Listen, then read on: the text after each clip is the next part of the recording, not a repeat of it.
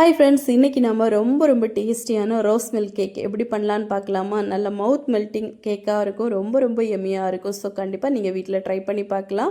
குழந்தைங்களுக்கு ரொம்ப பிடிச்சதாக இருக்கும். கடைகளில் வாங்காமல் வீட்டிலே நம்ம சிம்பிளாக ரெடி பண்ணி கொடுக்கலாம். இதுக்காக கொஞ்சமாக சுகர், கொஞ்சமாக கர்ட் சேர்த்துருக்கேன். அப்புறமா கொஞ்சமாக எண்ணெய், இது கூட பால் வந்து வெதுப்பான பாலாக இருக்கணும். சேர்த்துட்டு நல்லா மிக்ஸ் பண்ணிக்கோங்க. இது கூடவே நம்ம வந்து மைதா மாவு போட்டு நல்லா வந்து மிக்ஸ் பண்ணிவிட்டு கொஞ்சமாக milk essence, rose milk essence சேர்த்துருக்கேன். கடைசியாக பேக்கிங் சோடா, பேக்கிங் பவுடர் போட்டு நல்லா மிக்ஸ் பண்ணிவிட்டு இதை வந்து 7 இன்ச்சில் இருக்கக்கூடிய ட்ரேயில் விட்டு நம்ம 180 டிகிரியில் ஒரு 35 மினிட்ஸ் பேக் பண்ணி எடுத்தோம் அப்படின்னா கேக் வந்து சூப்பராக வெந்து கிடைக்கும். ஃபுல் டீட்டெயில் டிஸ்கிரிப்ஷனில் நான் வந்து கொடுத்துருக்கேன், நீங்கள் செக் பண்ணி பாருங்கள். அளவுகள் எல்லாமே பர்ஃபெக்டாக இருக்கும்.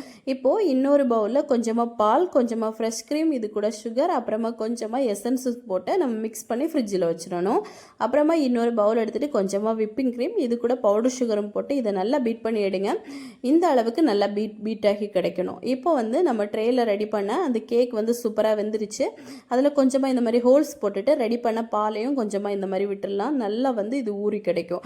அதுக்கப்புறமா மேலே வந்து விப்பிங் க்ரீமை நல்லா ஸ்ப்ரெட் பண்ணி விட்டுட்டு கொஞ்சமாக ரோஸ் பெட்டல்ஸ், அப்புறமா கொஞ்சமாக பிஸ்தா பருப்பு இவ்வளோ போட்டு நல்லா வந்து கட் பண்ணி உங்களுக்கு தேவையான ஷேப்பில் சர்வ் பண்ணுங்கள். ரொம்ப டேஸ்டியான ஹெல்த்தியான ரோஸ் மில்க் கேக். ஸோ கண்டிப்பாக நீங்களும் ட்ரை பண்ணி பாருங்கள். ஃபுல் டீட்டெயில் வந்து நம்ம வீடியோவை கொடுத்துருக்கோம், நீங்கள் செக் பண்ணி பார்க்கலாம். இல்லை அப்படின்னா டிஸ்கிரிப்ஷனை செக் பண்ணி பாருங்கள். தேங்க்யூ.